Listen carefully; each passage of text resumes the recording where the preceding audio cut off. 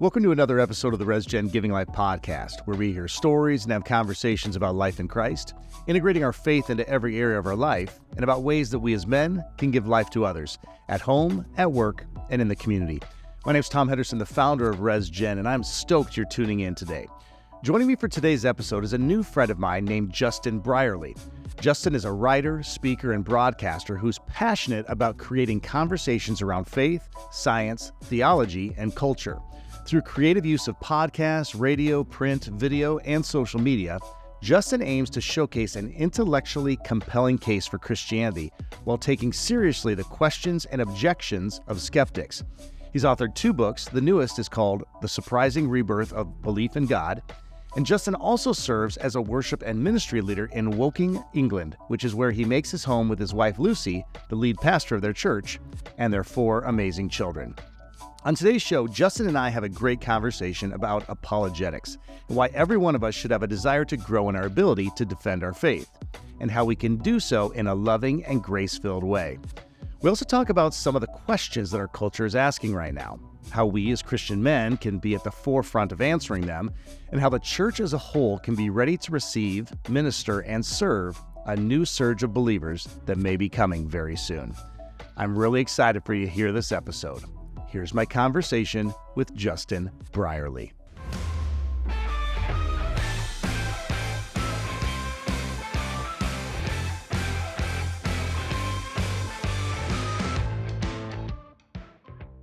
Well, Justin, man, it is fun to have you on the podcast today. Oh, thank you so much for having me. It's great to be here in Sioux Falls. Now, is this your first time in Sioux Falls? Absolutely first time. First time in South Dakota, full stop. So Okay, but not the United States. No. I've been here. I sometimes find myself in California, been to Texas. This is my first time in the Midwest, so just, on a little tour. Minneapolis, Sioux Falls, all of the big cultural hotspots. Right, obviously. right. So. Well, and it was funny because I watched the video that you put on when you were on the plane, loaded with your family, your whole family's here. We're going to have you intro yourself and get into the family before we really get into our conversation today. But it was so funny because you had your son on your lap and he said, we're going to Minnesota and South Carolina. And so, I mean, he was so close. He was so, and they're so close together, South Dakota. And so, absolutely. So I had to quickly correct him. South Dakota. The thing he really wanted to do, though, was Nickelodeon World. Right, as he should. That was apparently was the main purpose of us coming. And we did do it pretty early on. Okay. And was it all that you as a dad hoped it would be, going to Nickelodeon World? All and more, yes. I mean, but the thing is, that is a theme park situated in one of the most bizarre things I've ever visited, which is the Mall of America. The biggest mall in America, apparently. It's like literally a mile around. I know. Like you could spend a whole day just walking in and out of shops in that place. Right. But you did it right and you rode rides instead. Yeah. Exactly. Yeah. Okay. Well, perfect. Well, man, we just got kind of right into it without even having an introduction of yourself. So before we go any further, Justin, I just would love for you to introduce yourself, your family, where you're from, and just a little bit about yourself. And then I think we're going to dig into some really fun conversation today that's going to be fruitful and helpful and just, I think, a great deal of fun. Cool. Well, I've been sort of in the world of Christian broadcasting for most of my adult working life. I started hosting a show called Unbelievable about 17 years ago, which brings Christians and non-Christians together, based in the UK, and essentially trying to create good conversations between skeptics and Christians. And it really started kind of in the heyday of the new atheism. So there was a lot of that anti-religious kind of stuff going around. And we've had lots of exciting, combative, but also good-natured dialogues on the show over the years. And as I kind of grew into that role and learned this thing called apologetics, the intellectual defense of the faith, I was able to put some of my thoughts down in a book, which came out several years ago, which at that point was about the 10-year mark of the show. So I called it Why After 10 Years of Talking with Atheists, I'm Still a Christian. Yeah. So it was kind of my kind of case for faith after hearing all of these conversations. And alongside that, I had other roles at the organization I was working for. I edited a magazine, which is kind of the equivalent of Christianity Today here in the USA.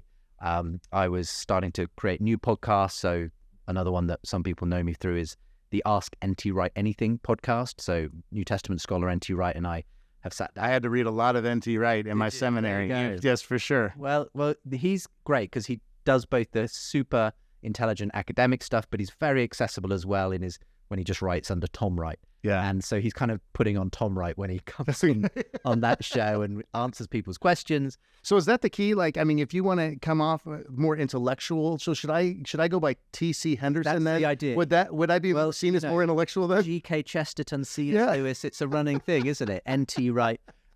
No, but so those have been a joy to be able to start up some of those podcasts and video shows. And I got to, write a new book as well just recently. So yeah, and I'm in an interesting moment in my life where I've actually just moved on from hosting those shows and developing some new podcasts, developing some new resources. Currently speaking a lot about this new book, The Surprising Rebirth of Belief in God.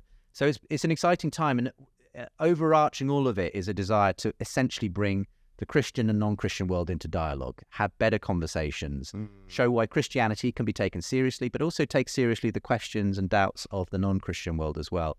So that's kind of my life's work, and that's what I enjoy doing. Yeah, and I want to get into the dialogue that you're trying to bring that about in just a second. But in addition to all of that, you're also a husband and you're a dad. Yeah. And so you've been balancing all of this, managing all the different balls that you have in the air. So how long have you been married? So, now you're asking. 22 years. Okay. It will be this by the end of this year, yes. Okay, 22 years, and your kids are how old? So my oldest is 18. That's Noah.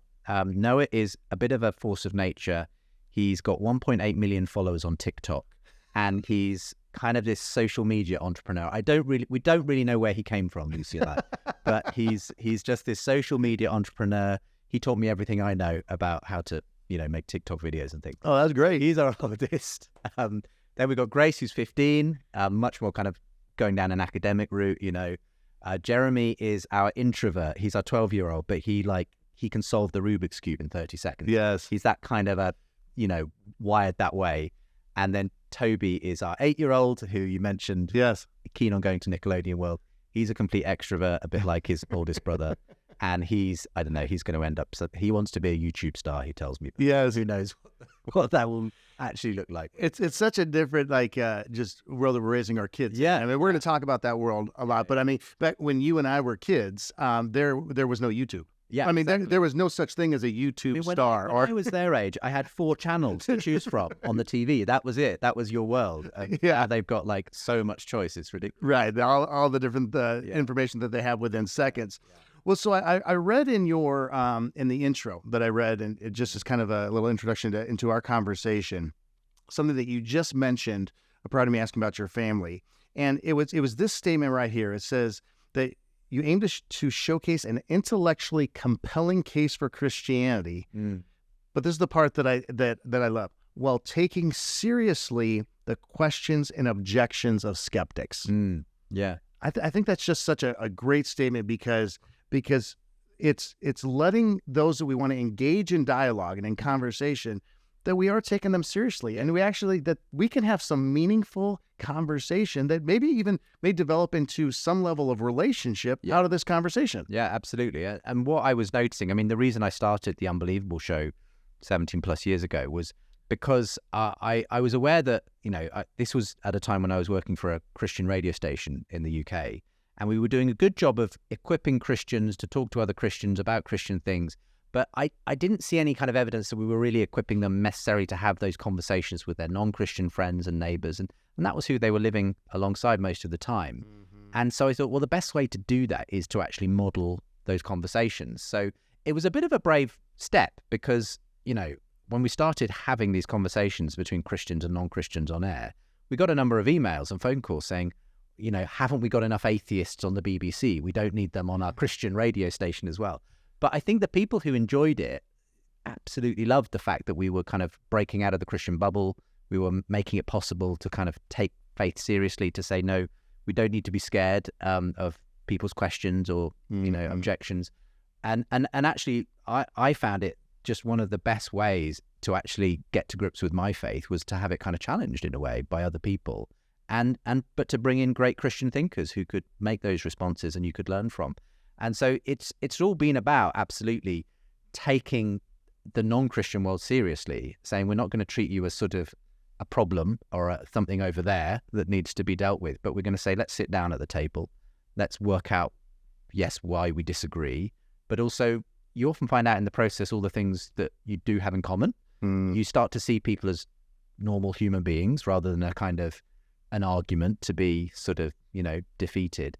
And that has actually had the unexpected consequence of leading to all kinds of really fruitful relationships that I've had and developed with people who don't share my faith. But where actually you realize these are normal people. They have their lives and loves and fears and hopes and challenges. And you suddenly realize actually that the gospel can speak to them in other ways than just through the intellectual debates. You realize these are whole people, and you can have really, grounded conversations with them about it.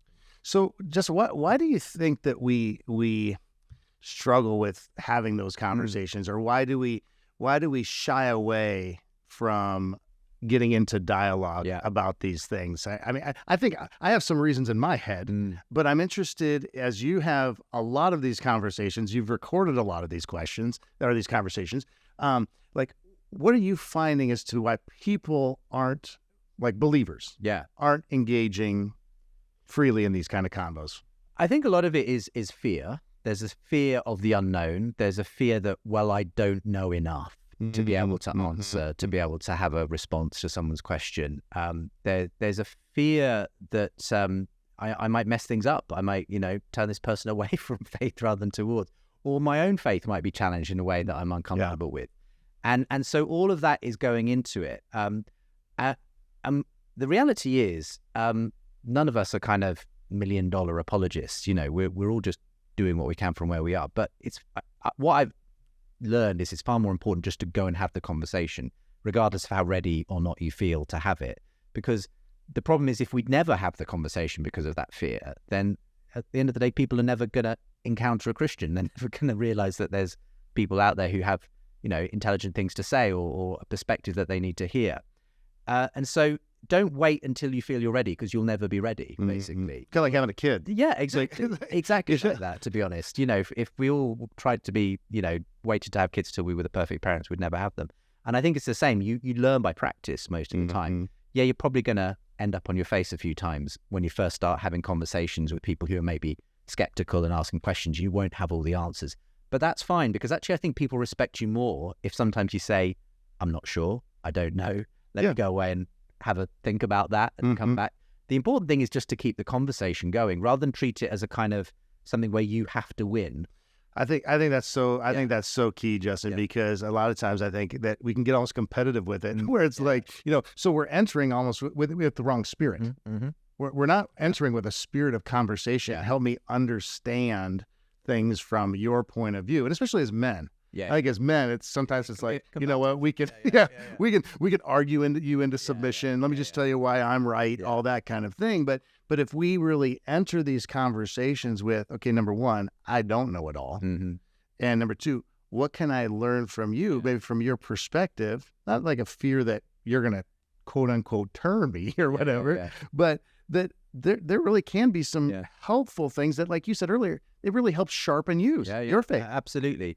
And I think that one of the things I've learned is that Christian confidence isn't necessarily just about knowing all the right answers or being able to defeat someone in a debate. It's about just being able to listen without having this knee-jerk fear response of, I can't handle this, you're questioning all my deepest held assumptions about life. It's being able to listen and to receive what someone's saying, and then to respond graciously. That the most confident thing you can do is to listen to someone without having to shout them down and show them why they're wrong. And I think that comes across. The problem is, in our culture, sadly, we do live in a very combative culture, and it's only been exacerbated by social media. As we all know, everyone's living in these algorithmic echo chambers now, where you have to basically show the other side that they're wrong. Now, there's nothing wrong with having, strongly held convictions, but the way that you actually engage makes a huge difference, because you're not going to convert someone to your perspective if all you're doing is actually beating them with your arguments. If you're not prepared to listen, they're not going to change their mind, because they don't feel like you're taking them seriously. And so what I've tried to model with the conversations with the show is that genuine kind of give and take, and sitting down and having that genuine kind of dialogue. And so much more happens than just a kind of exchange of information. It's about two kind of minds meeting and being willing to hear and listen to each other. And what's fascinating is sometimes it's what happens off mic that's the most interesting.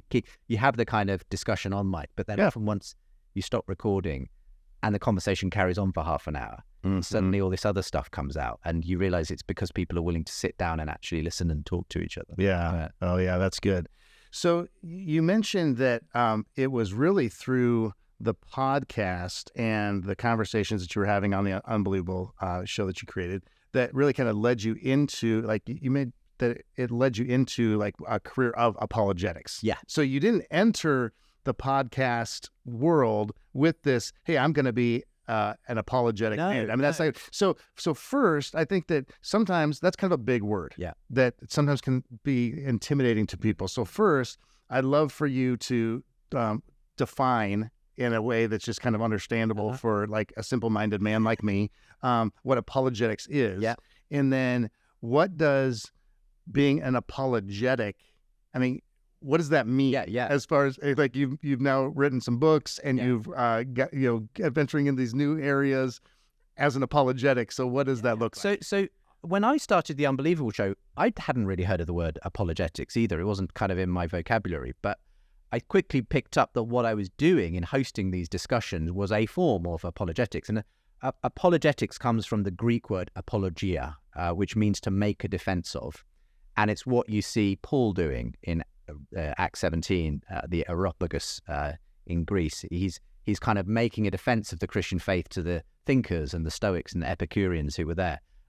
It's in a sense, it's simply making an intellectual defense of something. And you could be, in that sense, an apologist for anything, any cause or whatever. But in Christian terms, it's making a defense of Christian faith. That's both giving a kind of a positive argument for Christianity, but also defending against some of the typical objections. So, the argument against God from evil. Why does a good God allow suffering? That's a typical argument that you might want to think about and have an answer for. But equally, it might be making a positive case for the resurrection of Jesus, looking at the historical evidence around that. The big difference for me was that I kind of received my training in apologetics, not through a sort of a university or a particular program, but literally just through hosting these conversations for years. And I kind of picked it up as I went along, and I started to put the pieces together myself as to what seemed the most compelling pieces of evidence for the Christian faith. What were the key objections that needed to be responded to? And that's kind of what I tried to do with my first book, was to sort of say, okay, at the 10-year point of hearing some of the best objections against Christianity and some of the best arguments for, how do I put the pieces together? And I would never have called myself an apologist at that point. I had a lot of apologists coming on the show, but I guess I gradually just, it seeped in, and I was able to say, okay, I think I'm at the point where I could now try and persuade people myself that this is true. So why do you think it's so important for each one of us? I mean, if you're a follower of Jesus, why is it so important for us to have a desire to grow in our ability to defend our faith? One of the reasons, I think, is because we do live in a different culture to the one maybe you and I grew up in. My kids are only a Google search away from radical skepticism in a way that just wasn't available. You had to kind of go to the library to look up atheism. And so nowadays, it's always in your face. And if you are kind of open with your faith online, you're more than likely to meet some kind of pushback. And so I think it's important actually to take that seriously, that it's a very skeptical culture. And if we don't kind of have some kind of way of understanding and being informed and able to present the case for Christianity, we're going to be on the back foot a lot of the time. Having said that, I think apologetics can sometimes be made to appear like you have to have some PhD in, theoretical physics to be able to defend the existence of God. It's not the case. I mean, at the end of the day, most people aren't kind of coming in with like really hard questions a lot of the time. They're often the same questions, but, posed in different ways. And you don't necessarily have to do an awful lot of learning to just be able to, have some arguments and some kind of pieces of evidence to help someone think through some of the objections or problems they have with Christian faith. And at the end of the day, the best apologetic is your own life, Right. I would always advise someone, spend as much time praying for someone as you do debating them on Facebook or whatever. really, Yeah. you know. Especially for debate on Facebook, Yeah, right? exactly, because there's a limit to how much intellectual arguments ultimately are going to move someone. They can be an important part, and I've seen many people for who their journey to Christ has involved wrestling with and coming to terms with some intellectual issues. But they also have to have a kind of desire to want to go in that direction, to walk down that road. And there's a point at which just one more intellectual argument isn't going to convince a kind of convinced skeptic. You've got to, at some point, it's going to be something in your life probably that feels more attractive to them than just another intellectual argument. So I think it's so important to do, and it's right there in Scripture. The typical apologist's verse is 1 Peter 3:15, which is always be ready to give an answer to anyone who asks you about the reason for the hope that you have.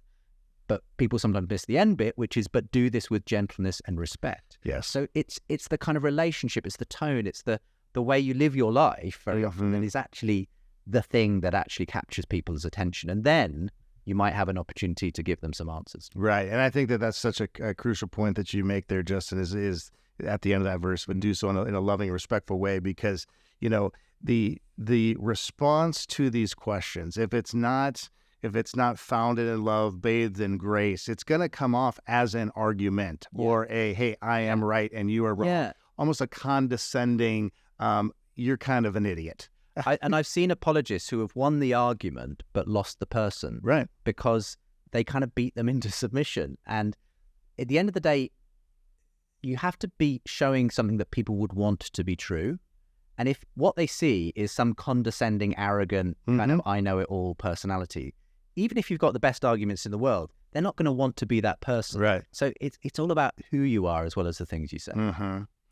As you've been a dad that's been in this space, and because I think that that's one of the things that, you know, this generation of children, teenagers, college students, I know that you, when you were here in Sioux Falls, you know, you were able to speak at my alma mater, University of Sioux Falls. My oldest son was able to be there. We're going to have a segment coming up here in a little bit. It's called a couple questions from my son as he was in the audience. But, you know, and I work with I'm the chaplain for the USF football team. And so like working with this younger generation of men specifically, is just something that's really on my heart. Yeah. And how do we help grow the foundation of faith in young men, even prior to them entering marriage, to becoming dads, entering their career? What kind of difference could that make in our world? Yeah.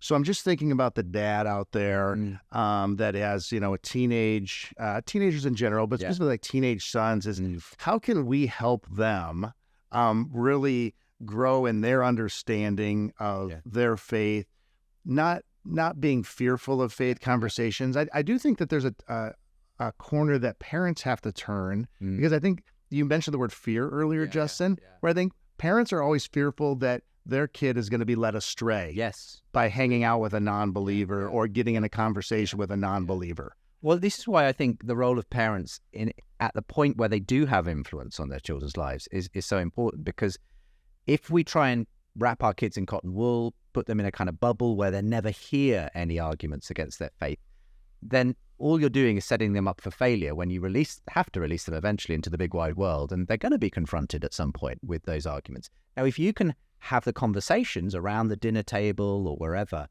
and talk about that and say, hey, you know, I heard there was, you know, I bumped into someone today who kind of had a problem with Christianity. Then you can start having the conversation in a kind of more safe space where you can help them to explore those ideas, but where you can be a kind of a shepherding kind of influence on their life so that they help to think through it. The problem is if they only ever hear about those objections and skepticism once they leave the home, maybe once they go to university or the workplace, then they're not necessarily going to encounter them with a kind of a good mentor by their side. And that's what I think you have to be as a parent, especially to young guys. I mean, I think, you know, I'm one of those people who thinks that a dad figure is really important in the lives of a young guy. And I'm glad that I've had the opportunity to just, you know, do that for my kids and my sons especially. I'd say it's very interesting. Apologetics is, for whatever reason, a very male-dominated sphere. It seems to appeal to male psyches, you know, and maybe there is something about the combative element of it and so on. And I think we need to be careful of that, because sometimes you can overplay it as some kind of just some intellectual game, in the same way you might go and play American football, you kind of go and do the same thing with apologetics. And it's important to put it in its place and say it's valuable, but it's not everything. And to also just try and instill in, while you have the chance in your sons, that sense that the character is also integral to this, that it's not just about becoming some knowledgeable person, but actually about becoming more like Christ. And for me, that's, if I can portray that in a way to my sons as an adventure, as something where there is this role model and this figure that you would want to be like Jesus, then I hope I've done my job, in that way. I mean, coming on to the new book, I devote about a chapter or so talking about an interesting secular intellectual who I think has been tapping into that need for young men especially to find a sense of identity, and that's Jordan Peterson, who's a quite well-known Canadian psychology professor, somewhat controversial in political circles and things, but he's someone who, when he appeared on the scene, started filling auditoriums with young guys and who wanted to make sense of their lives, who were looking for some kind of a father figure to help them do that, and Jordan Peterson kind of became that. And where did he point them to? He pointed them back towards the Bible, interestingly. He started to say, look, you're looking for meaning, you're looking for purpose, you're looking for this identity, who am I supposed to be? And he was pointing them back to Jesus. Now, this is a non-Christian psychology professor saying the best example I can come up with of what the kind of best of masculinity looks like, heroism, sacrifice, love, it's found in this person, Jesus Christ. I just think there's something interesting going on in our culture when suddenly we've got people like that pointing young men back to Christianity. And I'm quite encouraged by that, because I think we do have a kind of identity crisis in our culture, especially among young men. Yeah. And they don't know who they're supposed to be anymore, because the rules have all changed, basically. And I'm not kind of advocating for some kind of let's go back to some toxic masculinity, hyper masculine thing. But there is a place for a kind of a Christ-centered masculinity. For sure. That actually even some prophets outside the church, like Jordan Peterson, are actually pointing us in the direction. So would he say, and obviously I the book is coming out here in September. It was just released in September. So, I haven't been able to read that yet. But so would he say that Jesus is just a good role model and teacher? Because of course, I mean, we've heard all sorts of arguments about how Jesus is not necessarily a savior, but just a great teacher and a way that models a good way of life. So is that the camp that would you say he falls in? He's a very interesting character. So I had Jordan Peterson on my Unbelievable show a few years ago. And if you had heard him in his role, I put him opposite an atheist psychologist, and they were debating the question, do we need God to make sense of life? And if you had just heard what Jordan Peterson was saying, you would have thought he was the Christian apologist, because he was absolutely advocating for the need for God. The question is, what is God to him and what is Jesus to him? And when you dig into it, he starts to use quite a lot of psychological sounding language, and God is kind of the highest kind of set of values that you kind of ascribe to, or something like that. So he's very hard to pin down sometimes where he lands on the person of Jesus and God. But I feel like he's almost teetering on the edge of becoming a Christian, interestingly, because I think what he's realized, and one of the things I draw out in the book is that the atheist project has just failed. Okay, the new atheism that was represented by people like, Christopher Hitchens and Richard Dawkins, it attracted a lot of young men because they felt like these are kind of serious intellectual people giving me answers, but it failed to ultimately give them something to live for. It was just a negative proposition. There is no God. Now stop worrying and enjoy your life. That was the name of an atheist bus campaign that literally was on the sides of buses. But that's not enough for people. They need something to live for. And I think what people like Jordan Peterson have done is they've come along and said, you know what, the Christian story, that shaped the hearts and minds of people for generations. As we've lost that story, all kinds of other stories, like the atheist story, or all kinds of other kind of postmodern stories have come in its place, but they're not satisfying people. They're not giving them that thing to live for because they're shallow. They don't kind of go deep. And I think Jordan Peterson is on a really interesting journey of working out whether this story is not just useful, psychologically kind of beneficial, but whether it might also be true. And I think he's kind of tipping on the edge of whether it might just be true. Yeah, it's like working out his salvation almost, Exactly. And along the way, he's pointing people to Jesus. Yeah. Like, I mean, So that's the most beautiful thing there, because you think about even the challenge that is for those of us that are following Christ. How often are we directing people to Christ and saying, look at the model that Christ, how he lived, how he loved, how he served, how he gave. And that is the recipe. That is how we are to live our lives. Yeah. And the fascinating thing is even as you have someone like Peterson who kind of isn't quite there, and I detail a number of other secular thinkers talking in similar ways, saying how valuable they're saying Christianity is to the West, but they're not quite there themselves. But they've kind of become a gateway for other people to take Christianity seriously. So I know so many people who have actually crossed the line to faith because of a Jordan Peterson or one of these other thinkers that I mentioned in the book.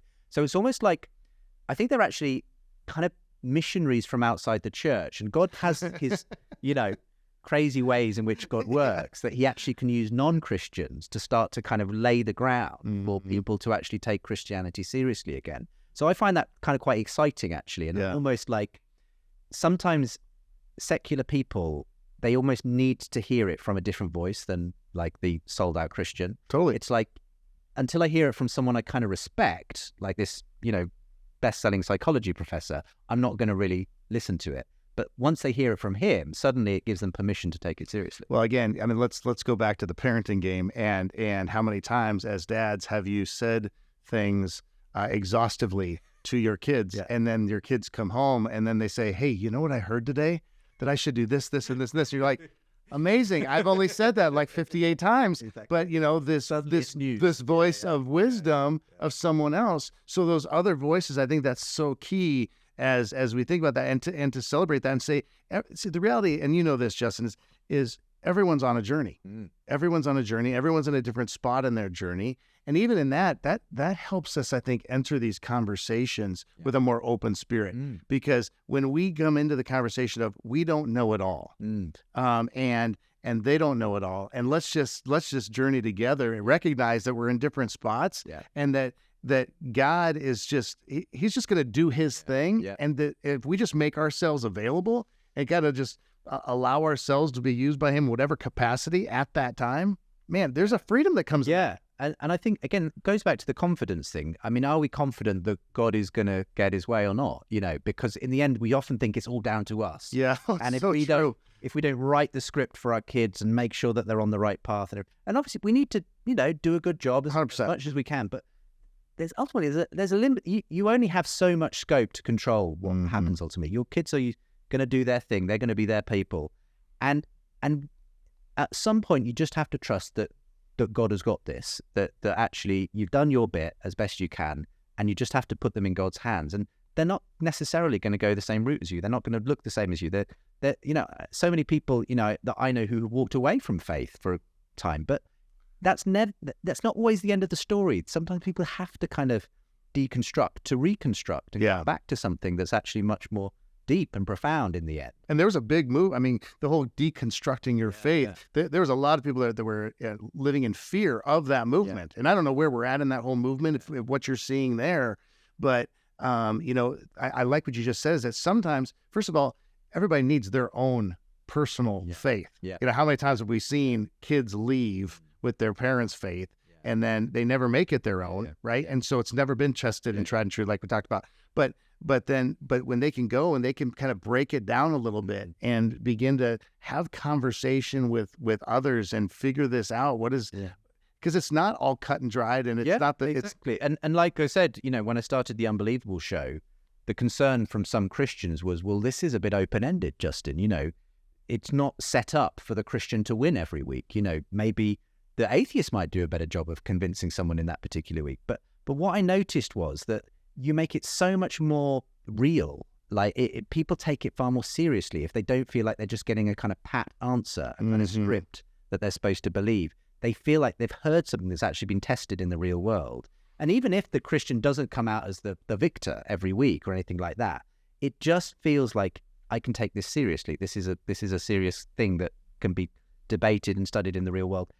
And to that extent, that's where you have to have the confidence that God's going to do something. you can't control the outcome of what the average listener is going to go away with, but you can trust that in God's sovereignty, God will do something with what they heard, and He'll use it. So, and same with my kids, I just accept I can do as good a job as I can.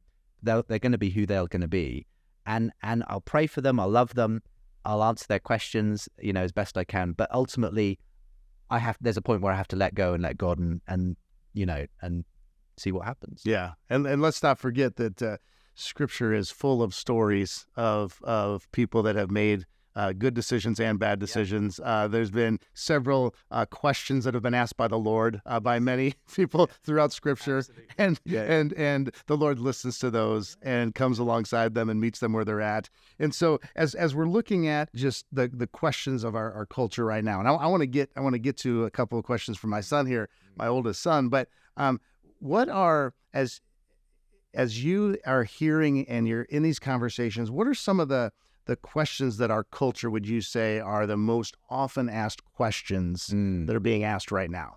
Yeah. So I think the questions have changed a bit in the last few years. So in the new book, The Surprising Rebirth of Belief in God, I talk about the fact that the new atheism came along and had a lot of objections to institutional faith and religion. And those were kind of some of those classic ones, why does God allow suffering?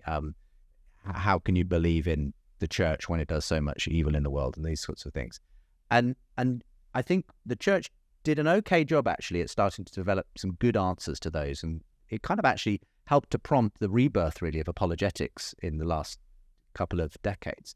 But I think as the new atheism has kind of faded from view, because I think that movement has kind of is something of a spent movement now, it's been replaced by the culture wars essentially. So these kind of constant battles over hot button issues around maybe sexuality, gender, politics, ideologies, and so on.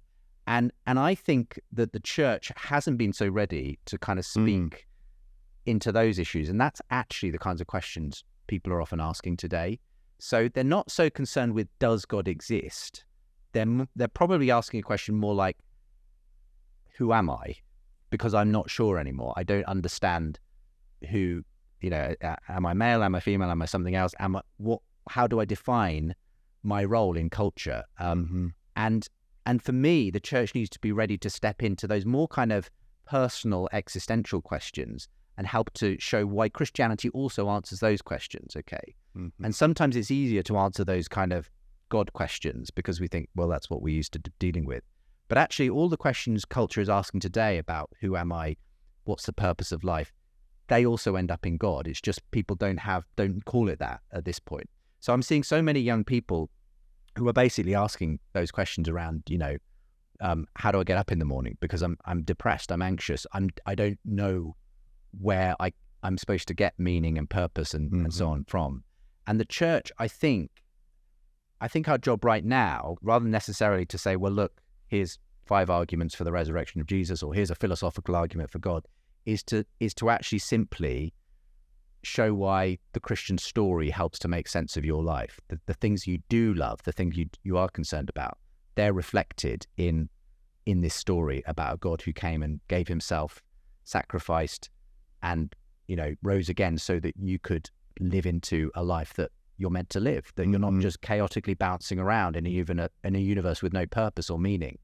And I think we need to do that creatively, So one of the things I talk about in the book is that one of the best Christian communicators, hands down, of the 20th century was C.S. Lewis. And he was a great apologist. So he did that thing of writing books, making the case for Christianity from an intellectual standpoint. But I think his most successful books were the Narnia stories. And what was he doing there? Well, he was still doing apologetics, but a very different kind. He was doing apologetics by creating a world of these magical talking creatures and knights and heroism and valor that people wanted to be true. And they wanted there to be a world where, you could knock the back of your wardrobe and walk through to this magical place, which was ruled by this all-loving but untamed lion called Aslan. And what he did, by creating that world that people wanted to be true, he said, well, what if it is true? What if there is a world like that and you're actually living in it? But the king in your world is called Jesus. Mm-hmm. And I think we need to do the same as Lewis did. Rather than simply trying to kind of present the arguments and evidence for God, we have to show people why they would want this to be true in the first place. Mm-hmm. And that's about starting where they are at with their personal loves and longings, the things that they're really into. You know, if you're mad about sports, if that's your religion, you know, Mm-hmm. then show them why your passion for that kind of somehow is actually reflected in the Christian story. There's something about the bravery and the heroism and the teamwork that's involved in that only makes sense actually if we're kind of made to be these people who live in community and look out for each other and so on. If your passion is the arts, it's literature, it's film, it's whatever, show why the stories we tell, the movies we watch, why they seem to speak to some deep sense of who we are ultimately, that we must be more than just kind of bags of meat, you know, who happen to have developed the ability to speak and talk. It's something about a depth that we need to show people, that they're actually looking for God. They just maybe haven't given him a name yet. And for me, that's kind of the role today of the church, is to show people that the things they're looking for, they do have an answer. Mm-hmm. But to do it creatively, to do it in ways that maybe are outside the box. And the church, when you're saying the church, that's not the role of the pastor. No. It's not the ministry leader. It's we are the church. Yeah. You know, we are the body of Christ. Yeah.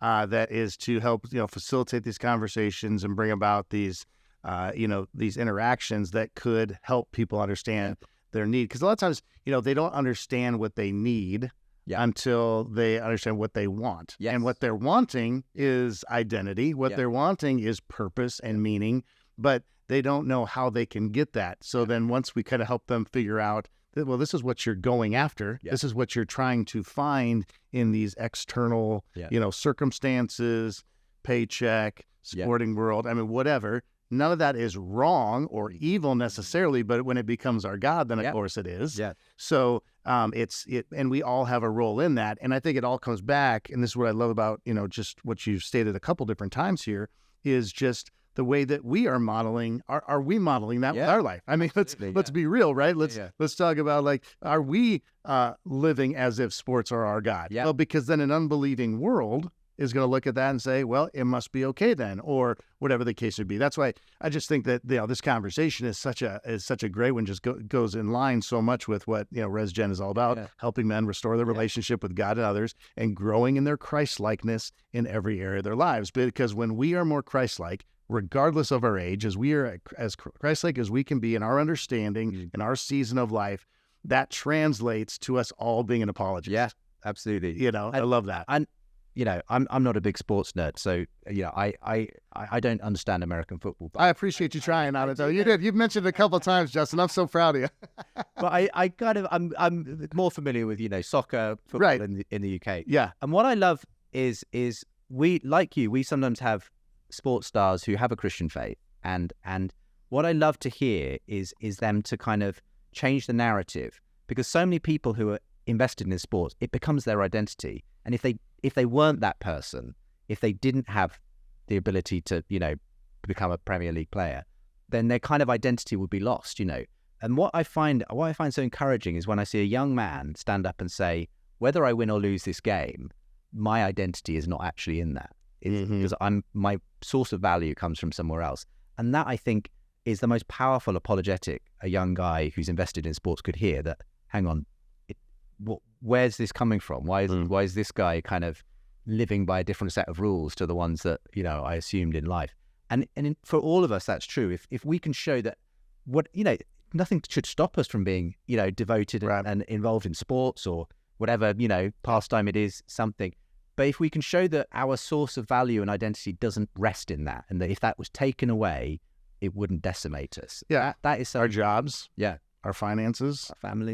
family, whatever, you know, like our identity is in Christ. Yeah. And the other, you know, our role, our job, our paycheck, all of that, those are things that God uses in our life, but they are not our life and where identity is from. And that is the message that speaks. Absolutely. As we live that out. And as I've developed relationships with people, the intellectual arguments have been important sometimes, as I've said. Sure. But far more than that, in the longer term, people respond to character. And if people see someone, if they meet a Christian and they develop a relationship with them, they may have those intellectual conversations. But if they see someone who is actually living out a life that looks different to the world, where they think there's something about this person that I would actually quite like, that is ultimately always the thing that actually helps to push them in the direction of Christ. It's and exactly what Scripture says. You're like the fragrance of Christ to people around you, and if that fragrance is a good one, they'll be attracted to it. And so for me, it's always going to be both. It's got to be about showing as well as telling that there's something different. Yeah, it's the character of which you live and the care that we have for other people. And we overcome the enemy by the blood of the Lamb, which Jesus already took care of that, praise God, right? And then the word of our testimony, and that's by both word and deed. So I love that. Okay, so hey, I promised you this is what I told you I'm gonna hit you up with a couple questions for my son. All right. My son's a 22-year-old theology major at the University of Sioux Falls, and so when I heard he was going to be at chapel today, I was like, hey, I got an idea. Throw me some questions. I'll ask him. So. And some of I have not read these. Okay, so this is like hot off the presses. Okay, right. So we're gonna experience these together. I love it. So it says, with the changing of thought and attitude towards Christianity in the secular world, how have you seen the church respond? So you kind of spoke to that a little bit already, but and then what's your opinion on how the church can respond? So we were talking kind of on the individual basis, but I'm thinking about just like in the church as an organization. And let's just talk about, like even the church where I live in Sioux Falls or wherever listeners are, the church of.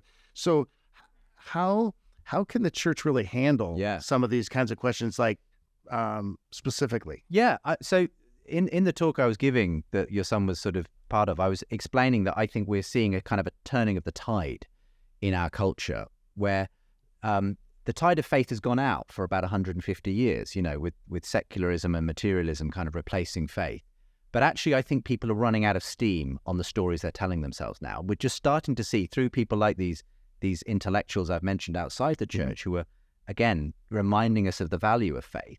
We're starting to see that tide turn and people wondering, well, maybe the Christian story can speak to my situation again. And I think in answer to his question, what can the church do? I think the church needs to be ready to receive people who are kind of refugees of the meaning crisis. I think the psychologists like Jordan Peterson have identified we're living in a meaning crisis. We've got skyrocketing rates of anxiety and depression and suicide among young people, even though we live in this, technologically advanced, connected, materially connected, and yet we're more lonely and isolated and depressed than ever before. And so the church needs to be ready to be a place where we can find true community again. And we have to look different to the culture. In the culture, it's all polarized. It's all tribal. If you're not with me, you're against me. You have to be in my camp. The church has to be a place where we hold to what we believe, but we have a genuine place where people can come and be messed up and not perfect. Yeah, that's good. And ask questions and have doubts. And we have the grace to receive them and to say, you are welcome here. I might not agree with you, but actually, I'm going to love you because you are made in the image of God. No one else in our culture is saying that. They're saying, if you don't agree with me, you're a Nazi. Basically, you're a kind of, you're an outsider. The church has to transcend the culture wars, basically. And it has to be this place of grace where we can tell the Christian story again, but not just tell it, show it, that actually there is this counter-cancel culture place called the church where you can be messed up and you can receive grace. I can be messed up and receive grace. We're all going to go on this journey together. And we might not agree with each other on everything, but we have this person, Jesus Christ, at the center of it, through whom miracles happen. And we can be this countercultural place called the church together in all our diversity. So for me, that's what the church needs to be, a kind of transformative, this light, city on a hill, which just shows the culture a different way of doing things. Yeah. I like that, being cancel culture. Yes. Like they do some alliteration there. But it's so true because we live in a world that we're so quick to cancel. Yeah. We are. We're just so quick to cancel. And the church has fallen prey to that many times. And when I've spoken to some of these secular intellectuals, one of the things they find most attractive about the church is grace. It's this idea that you can make mistakes and it's not the end of the road. There's a kind of second chance, basically, because a lot of people are finding they don't get that in the culture. Once you've said your piece, you've done something wrong, you're cancelled. There's no grace, basically. It's very religious, but in all the wrong ways. It's if you're a heretic, you've been banished. So I think we just need to recapture that place of the church being that place of grace. Yeah, and be examples of and giving grace. We love to receive it. Yeah. Man, I mean, we're the benefit of it, right? Benefactors of grace. But how do we do so much a better job of giving that as well? All right, so the second question that he asked, this is again from Isaiah, my 22-year-old. While many well-known atheists and agnostics are starting to realize the meaning in Christianity and that its ethic is a pervasive part of our society, how can we turn that into leading them to Jesus? Essentially, we don't want to water down Christianity into just an ethic or a way to act rightly. We want to keep it around centered around the person of Christ. So, so I gave the example, and this might be what Isaiah is thinking of again, another of these secular intellectuals who's asking interesting questions about Christianity, called Tom Holland in the UK, and not the Spider-Man, not the Spider-Man actor. By the way, I guarantee you, when you mentioned Tom Holland, my son immediately was like, "Oh, I'm definitely listening now," because he's the biggest Spider-Man fan on the planet. But continue. Well, I personally, my favorite Tom Holland is this historian in the UK, and he's just a fascinating person. He's developed. He co-hosts one of the biggest history podcasts in the world, The Rest is History. He wrote this best-selling book called Dominion, and it's all about the way that the Christian Revolution has shaped the West, in ways we don't even think about, but we basically swim in Christian waters today, whether we call ourselves Christian or not. And his own journey, Tom Holland's, was that he had a childhood faith, but it fizzled out in his teenage years, and he kind of was a happy secular person into his early 20s, and he started to develop a career in writing popular historical works.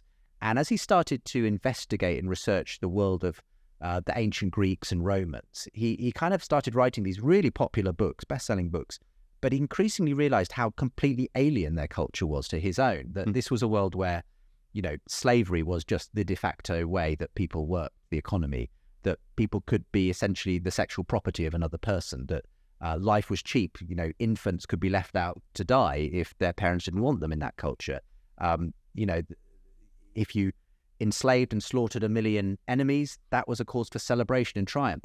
And he said, the more I lived in this world, the more I realized that my own beliefs in human equality, dignity, compassion, freedom, they didn't come from the Greeks and Romans.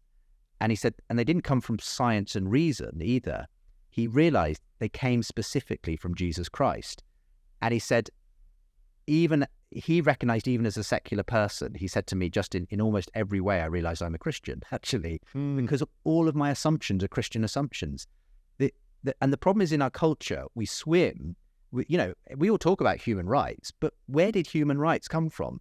They're not obvious in any way if you just look at biology, because we're very different. Humans have all kinds of different abilities. You would probably squash me if we were just in a kind of game of survival, because you know how to do American football, and I'm kind of I'm this short. I appreciate you assuming that, by the way. But all it is I'm saying is we're not equal. That when you look at humans, we are not equal. So and yet we've developed a culture where we say, if someone is disabled, we should create a culture in which they are lifted up and they're given the ability to interact on the same level as everyone else. Where did that come from?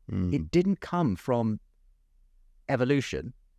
That's not the way it works there. It didn't come from the Greeks and Romans, because it was absolutely assumed that there were inferior and superior people. It came from this ethic that Jesus Christ laid down about putting the last first, and a God who himself exemplified that by saying, I am going to die for you. I am going to sacrifice myself for you. That was revolutionary. That was not the way gods were supposed to act in the first century world. Right. But that has become our normal way of understanding the world, that this is what the world is about. Kindness, compassion, sacrifice, looking out for the disadvantaged.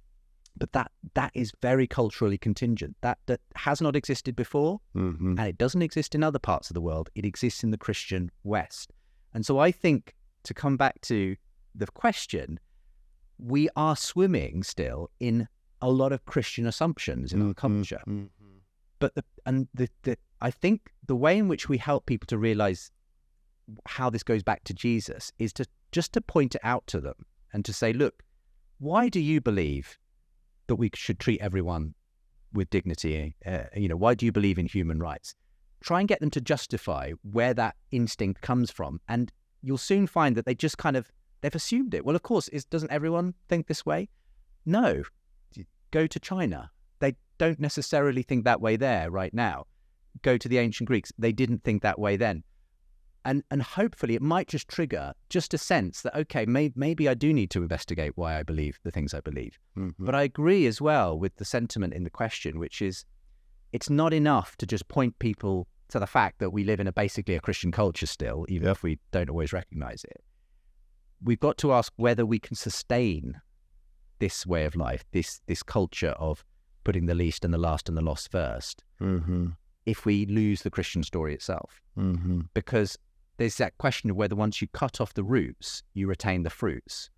And I think we are starting to see the fruits dry up. I think we are living in a culture that's less willing to give value to humans, that's less willing to put the last and the least and the most vulnerable first. And for me, that's why we do need to be pointing people back to Jesus and to say, sorry, folks, if you like the culture we're living in, you're not going to have it the longer that we've left the Christian story behind. So this is where the church has to step in and remind people that everything they value came from a person called Jesus Christ. And we've got to find those creative ways of saying it's not good enough to simply kind of live in the afterglow of that. If we don't light the fire again under that, we're going to lose it. And that's why it's so crucial. That is so, I love the statement there of, you cut off the roots, you're going to, lose the fruits, and that's why it's so crucial that we all understand like our deep rootedness and our connection to Christ.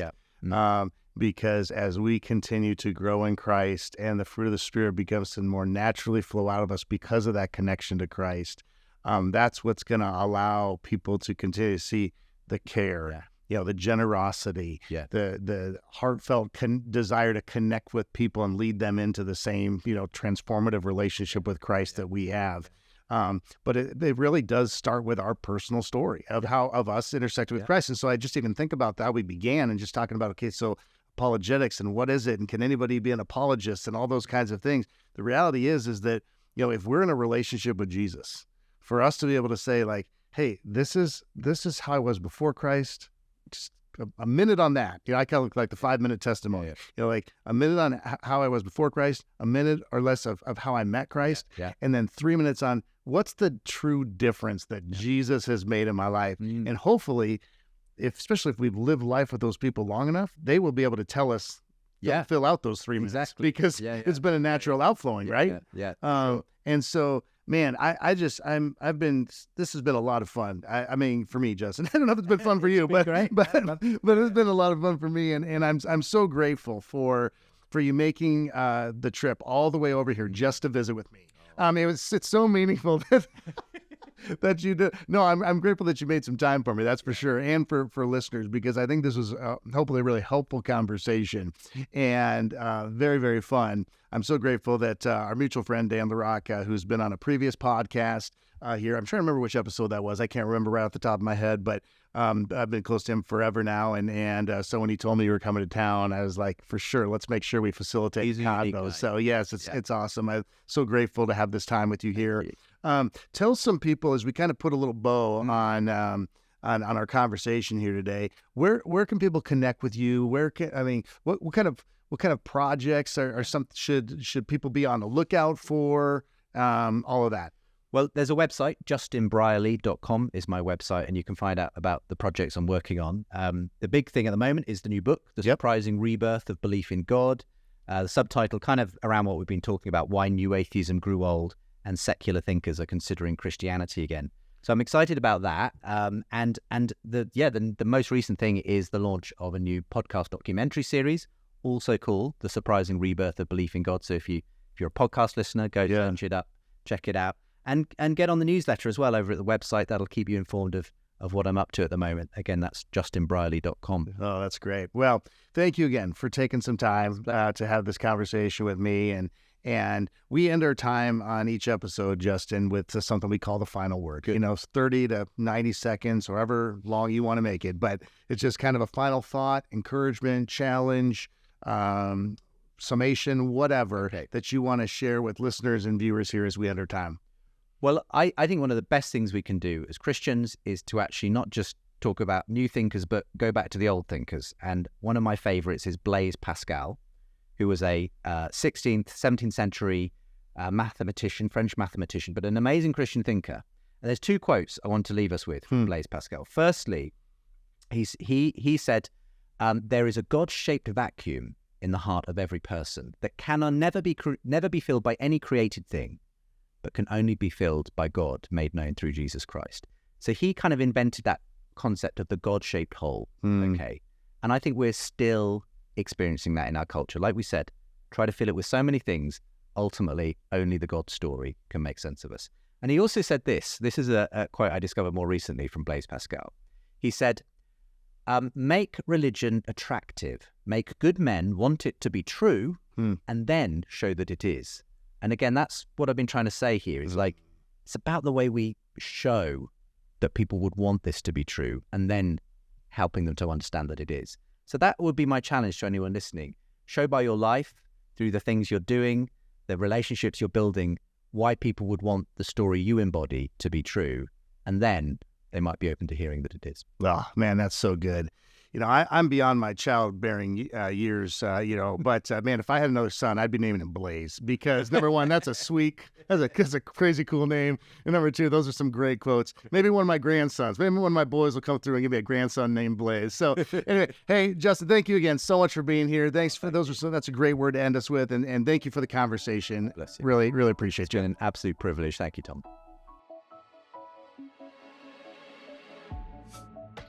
Thanks for joining me for my conversation with Justin Brierley today.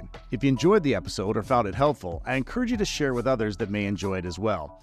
If you'd like to connect more with Justin, order his books, or find about any of his social media platforms, the best way to do so would be to visit justinbrierley.com. All right, that's it for today. Don't forget to rate and/or review the podcast before signing off today. And then we'll look forward to seeing you next time for another episode of the RESGEN Giving Life Podcast. Until then, continue being men whose life in Christ gives life to others. We'll see ya.